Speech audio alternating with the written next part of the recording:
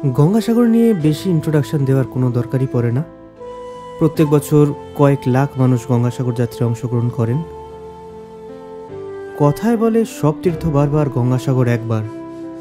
কিন্তু আজকের দিনে দাঁড়িয়ে খুবই কনভিনিয়েন্ট হয়ে গেছে গঙ্গাসাগর যাওয়া।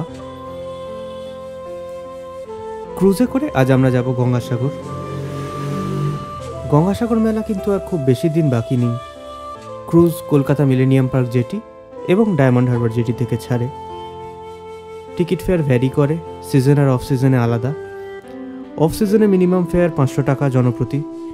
গঙ্গাসাগর মেলার সময় সেটাই বেড়ে 1500 টাকা হয়ে যায়।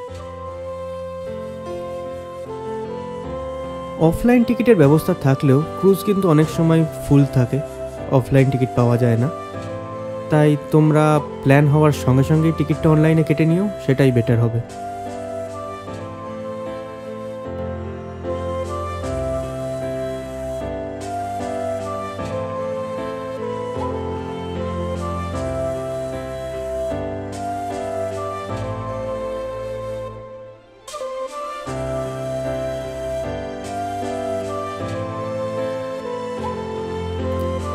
আমাদের ক্রুজ টাইমের আগেই এসে গেছিল। তাহলে চলো, দেরি করে লাভ নেই, আস্তে আস্তে এগোনো যাক ক্রুজের দিকে। আমার কিন্তু এই প্রথমবার গঙ্গাসাগর যাওয়া, আর ক্রুজ যাত্রাটাও এই প্রথম। আর তোমরা সবাই জানো, first time experience is always special.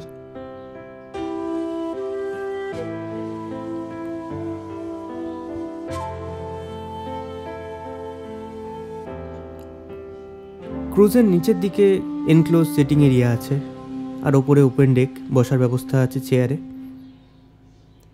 এত সুন্দর প্রকৃতির মাঝখান দিয়ে যাব, তাই ভেবে দেখলাম যে গ্লাস এনক্লোজ সিটিং এরিয়াতে না বসাটাই ভালো। 360 ভিউ নিতে নিতেই যাওয়া যাক। তাই টিকিট কাটার সময় সেভাবেই আমি টিকিট কেটেছিলাম। তোমরাও আগে টিকিট কাটার সময় সিটিং এরিয়াটা সিলেক্ট করে নিও।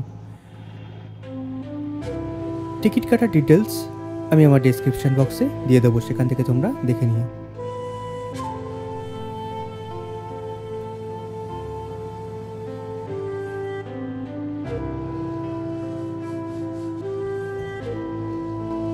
ধীরে ধীরে বোর্ডিং হতে থাকলো, আর সময় হতেই ক্রুজ রওনা দিল গঙ্গাসাগরের উদ্দেশ্যে। বছর শেষের এত সুন্দর একটা ওয়েদার, আকাশে রোদ, অথচ একটা হালকা শীতের আমেজ। দিনের শুরুটাই যদি এত সুন্দর হয়, তাহলে বাকি জার্নিটা তো সুন্দর হতে বাধ্য।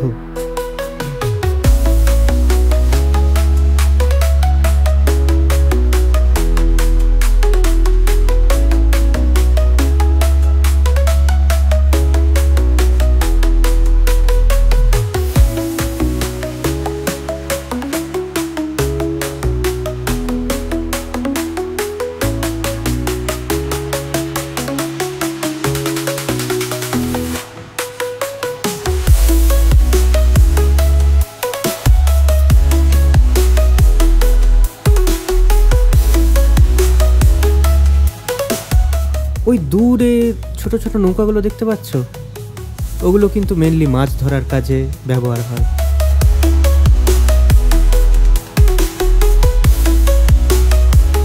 আর এদিকে আমাদের দেখো, সবাই একদম পিকনিক মুডে। আর হবে নাই বা কেন, বছরের শেষ বলে কথা, সবাই নিজেদের মতো এনজয় করছেন।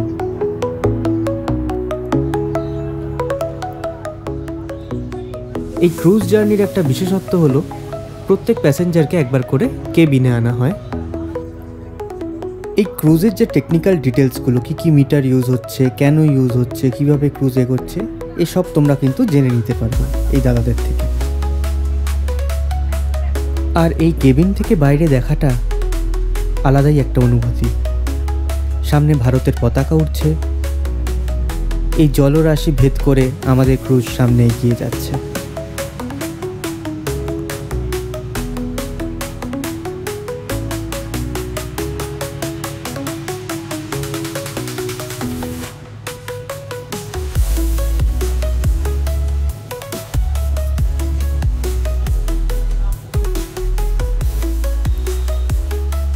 নীল আকাশ, নিচে নীল সমুদ্র, সব মিলেমিশে একাকার হয়ে গেছে।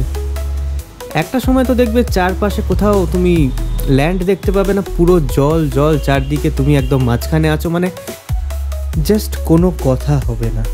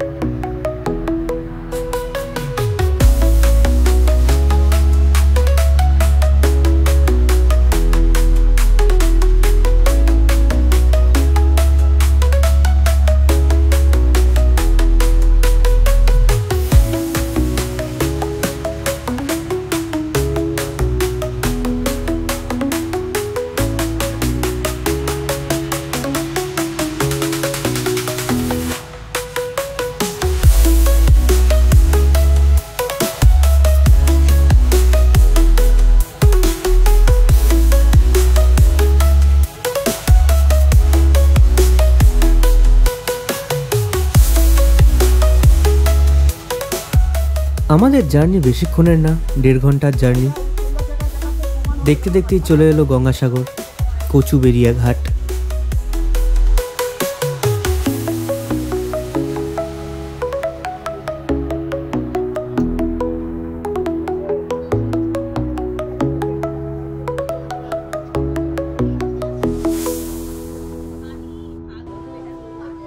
ক্রুজ যাত্রা শেষ করে এবার আমাদের পালা পরবর্তী গন্তব্যের, কপিল মুনির আশ্রম।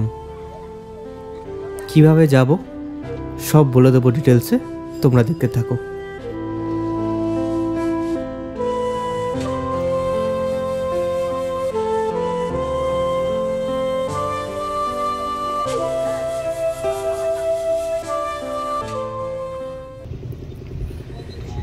নেমেই দেখতে পেলাম গঙ্গাসাগর মেলার প্রস্তুতি অলরেডি শুরু হয়ে গেছে।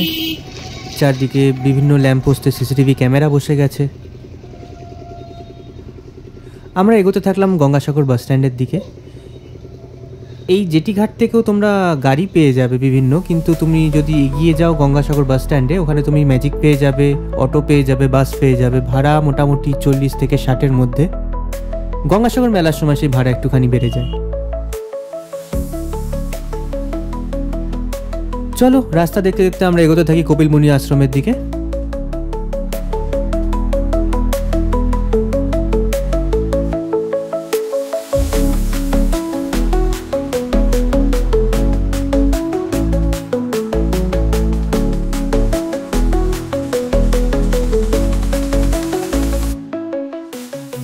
যেতে যেতে দেখতে পেলাম দূরে ক্যাম্প বানানোর কাজ অলমোস্ট কমপ্লিট।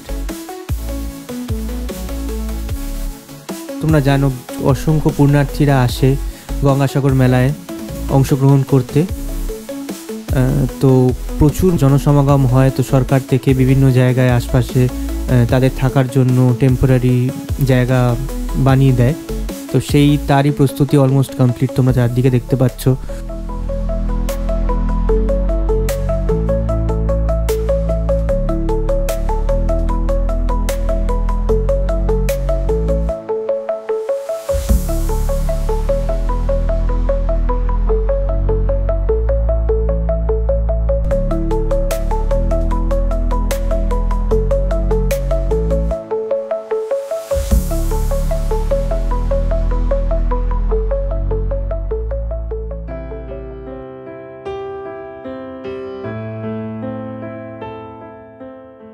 ওই দূরে দেখতে পাচ্ছ কপিল মুনির আশ্রম দেখা যাচ্ছে। আমরা এসে গেছি কপিল মুনির আশ্রমের কাছে।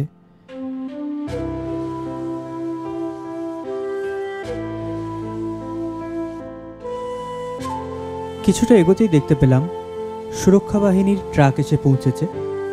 তারা এলাকা পরিদর্শন করছেন। তোমরা যেমনটা জানো, কুম্ভ মেলার পর কিন্তু গঙ্গাসাগরই আমাদের দেশের সবথেকে বড় মেলা।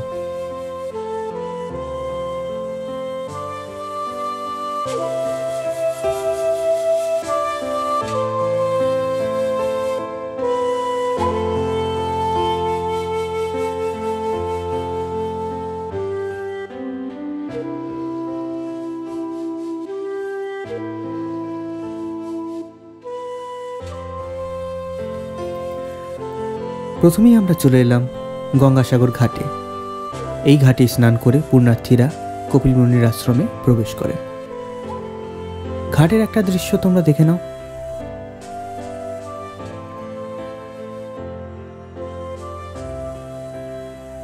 যেমনটা দেখতে পাচ্ছ, ইতিমধ্যেই বহু মানুষ আসতে শুরু করে দিয়েছে গঙ্গাসাগরে। ঘাটটা একটু কাদা আছে, কিন্তু আশা করছি যেভাবে বালির বস্তা ফেলার কাজ চলছে দ্রুত গতিতে, কিছুদিনের মধ্যেই ঘাটটা ঠিকঠাক হয়ে যাবে।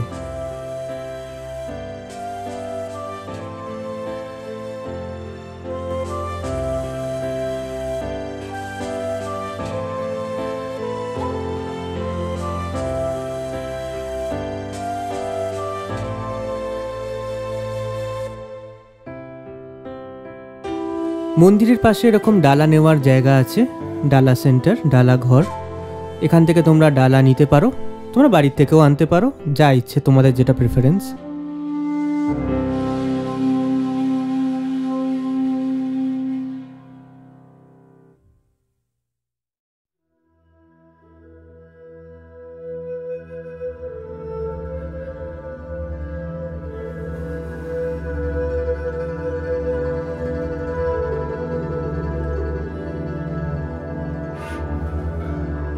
চলো তাহলে কপিল মুনির আশ্রমের দিকে এগোনো যাক। আমরা যেদিন গেছিলাম সেদিন লাইন ছিল না, ফাঁকাই ছিল। কপিল মুনির আশ্রমের ভেতরেও প্রবেশ করে গেছি, তোমরা দেখতে থাকো।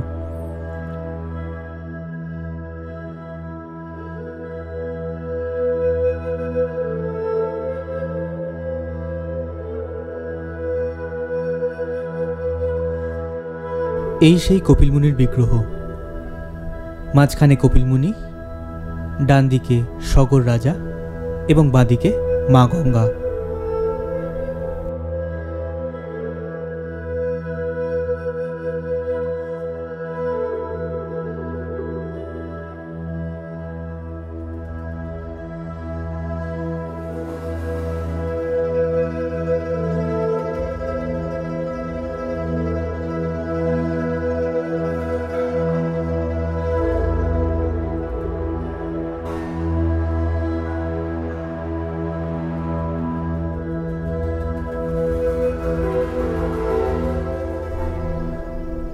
মন্দিরের পাশের একটি জলাশয়ে মা গঙ্গার একটি মূর্তি স্থাপন করা আছে।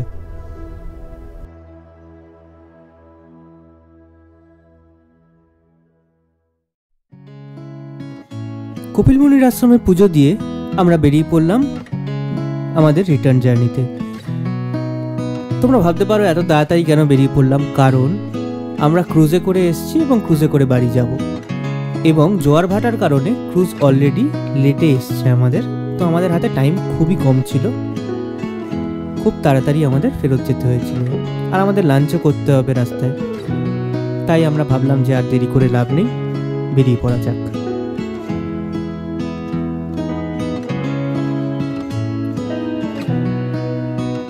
তোমরা কিন্তু রাস্তাটা ফলো করতে থাকো, রাস্তাটা কিন্তু অসাধারণ ভিউ।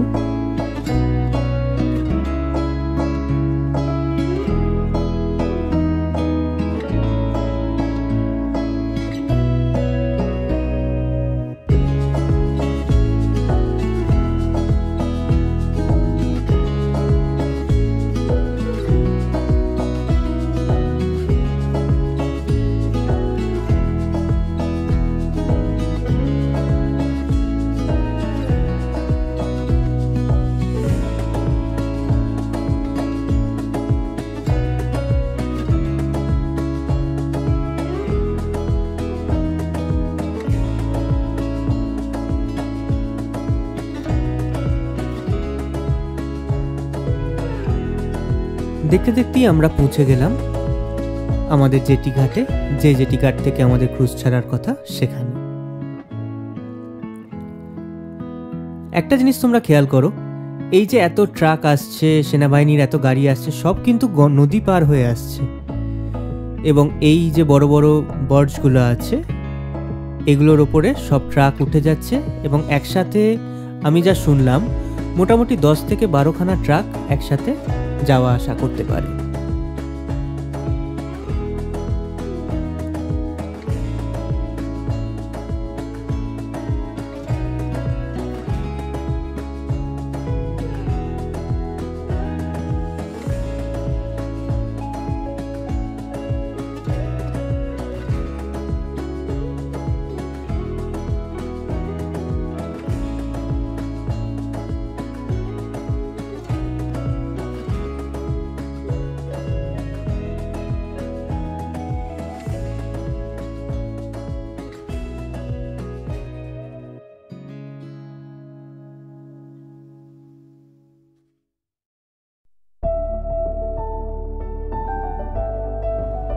সময় মতো আমাদের ক্রুজ ছেড়ে দিল।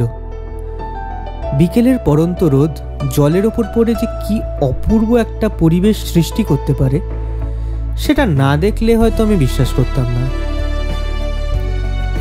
তোমরা চোখ ভরে দেখতে থাকো আর এনজয় করতে থাকো।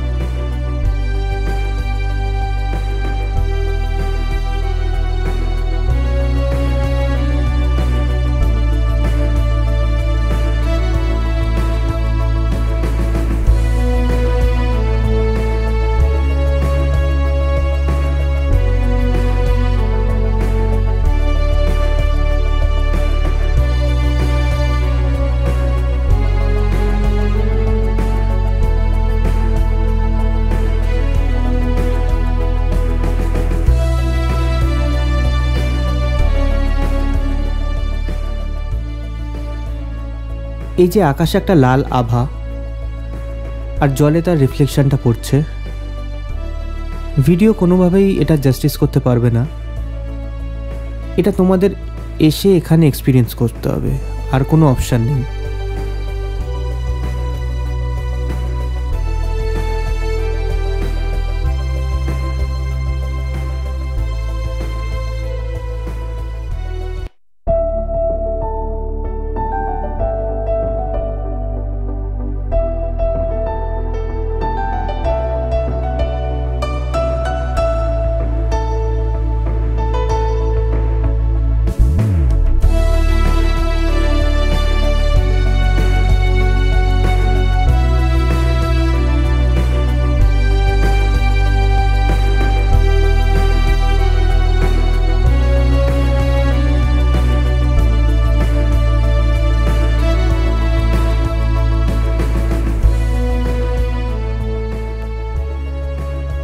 একদম নিজের পার্সোনাল এক্সপিরিয়েন্স থেকে শেয়ার করছি। অনেকেই সকালবেলা ক্রুজটা নেন আর ফেরার সময় ট্রেনে ফেরেন। আমার রিকোয়েস্ট তোমাদের, এই ভিউটা তোমরা মিস করো না। ফেরার সময় ক্রুজেই ফিরবে।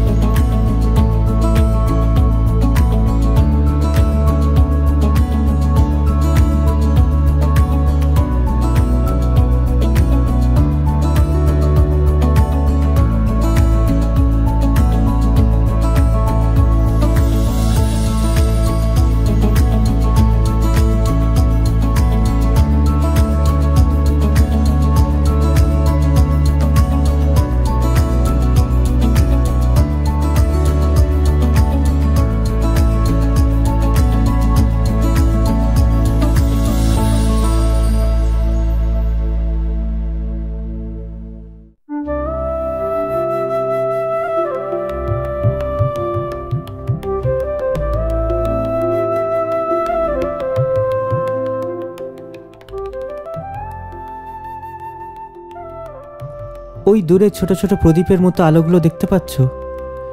কি মেসমারাইজিং একটা ভিউ না?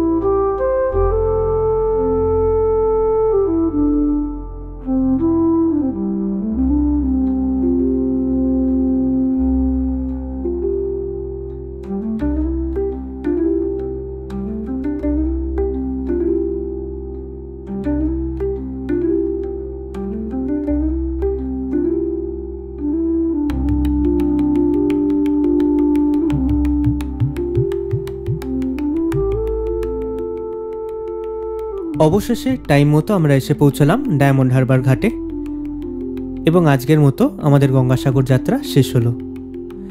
কিন্তু এবার আমি তোমাদের একটা গল্প বলবো। স্ক্রিনে যে মানুষটিকে তোমরা দেখতে পাচ্ছ, ওনার একটা ছোট্ট চায়ের দোকান আছে। আমাদের যে ক্রুজ ঘাট আছে সেই ক্রুজ ঘাট থেকে বেরিয়ে এসে বাঁদিকে তাকালেই ওনার ছোট্ট দোকান। এই দাদা কিন্তু হিন্দু নন, কিন্তু গঙ্গাসাগর মেলার সময় সব ধর্ম নির্বিশেষে মানুষ একসাথে এগিয়ে এসে এই গঙ্গাসাগরকে এক মিলন ক্ষেত্রে পরিণত করেন। তারই একটা ছোট্ট এক্সাম্পল তোমাদের সামনে। আমার এই ভিডিও ভালো লাগলে তোমরা ভিডিওটি লাইক করে দিও আর আমার চ্যানেলটি সাবস্ক্রাইব করে দিও। তোমাদের মতামত জানাতেও ভুলবে না। আমার নতুন চ্যানেল, তাই তোমাদের সাপোর্ট খুবই দরকার। চলো তাহলে এই দাদার এক্সপিরিয়েন্স শুনতে শুনতে আমি বিদায় নিচ্ছি। আবার পরের ভিডিওয়ে দেখা হবে, সঙ্গে থেকো। এবার গত বছর রাত 2টার সময় ঘুমাইছি, দোকান বন্ধ করে। 3টার দিকে দেখি কি আমার এখান থেকে লোক ভর্তি, মানে ভ্যাসালের লোক টানছে, যাতে গাড়ির যে চাপে গাড়ি পড়া লোক টানছে। আগে টিপ করেছে, পরের টিপ জাতি বাড়ি, ওই লোকগুলো এখানে নামাইতেছে। অন্য বছর এই গেট বাইরে লোক বার করে দিয়ে আর গেট আটটা যায়। এই বছর একটা দিন, গত বছর আমার কি গ্যাঞ্জাম খোলার সাথে সাথে, দোকান খোলার সাথে সাথে দেখি দোকানে ভরে গেছে। হ্যাঁ, তারপর দেখি একটা মেয়ে ছেলে, বয়স বেশি না, অল্প বয়স, মানে একটা কি দুটো বাচ্চা হয়েছে। একটা বাচ্চা আছে 5-6 মাস বয়স হবে। পরে যে উনুনটা আছে, উনুনে পারি বসে পড়ছে। আর বয়স্ক লোক আছে 2-3 ওখানে, মেয়ে ছেলে। আমার একটা জিনিস কি বলছেন, মানুষেরই আমি সহ্য করতে পারি। লাস্টে আমি এই খাটটা থাকি, দুটো ছেলে ওই পাশে খাটে থাকে। আমি ওদের বললাম যে আপনারা আমার ওই খাটে চলে যান। আর যেগুলো মেয়ে ছেলেরা বয়স্ক লোক ছিল, ঠান্ডা তো প্রচুর ঠান্ডা, আমি তেরপল বিছিয়ে দিলাম, বড় কাগজ ছিল নিচে বিছিয়ে দিলাম ঘরের ভিতরে। আমার একজনরাই 11 জন, ভালো ভদ্র লোক, বিহারি, আমার কি বাবু কত টাকা দেবো? 30 টাকা। হয়তো এই যে আপনার খাটে যে ঘুমাইছে আর এই যে রয়েছে সব ঘরের মধ্যে, আপনার কি মাথা টাথা খারাপ আছে? কত নেবো? 1000, 1500 চালিয়ে আপনি দেবেন, কিন্তু ভোগদরা না। ও টাকা আমার থাকবে না। তারপরে যার সময় কোনো রকম না আপনি বলেন আমি দেবো, না আপনার ওই টাকা আমি নেবো, এমনি চাটা যা খাচ্ছেন ওই পয়সা। তারপরে বাথরুমে যাচ্ছেন সে পয়সা। আমার একটা বাথরুম আছে এই পয়সা, কিন্তু আমি ওই পয়সা নেব। তারপরে আমাকে এখানে কয়েকজন রাগ করছে না, কয় কি আপনি তুমি পয়সা নেবো না, এই সময় তো বাবু আমার ও কামাইতে দরকার নেই, ও কামাইতে আমার দরকার নেই, ওই একজন দেবে আমার ছেলেরে 200 টাকা দিয়ে ছেলের হাতে। তারপরে আমার ছেলেরে রাখবো না আমাকে তো 100 টাকা দেবে।